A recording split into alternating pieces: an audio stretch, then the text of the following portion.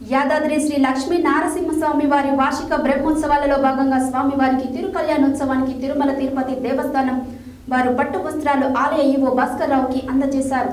తిరుమల తిరుపతి దేవస్థానం తరపున పట్టు వస్త్రాలు సమర్పించారు.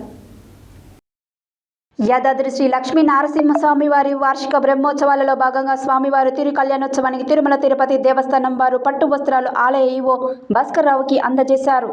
తిరుమల తిరుపతి దేవస్థానం తరపున పట్టు వస్త్రాలు సమర్పించిన వారిలో deputy EO Lokanatham, superintendent Suresh Murali, Tirumala Tirupati ఆలయ అర్చకులు ఉన్నారు. అంతకుముందు ప్రధాన ఆలయంలో స్వయంభు లక్ష్మీ నారసింహస్వామి వారిని దర్శించుకొని ప్రత్యేక పూజల్లో పాల్గొన్నారు.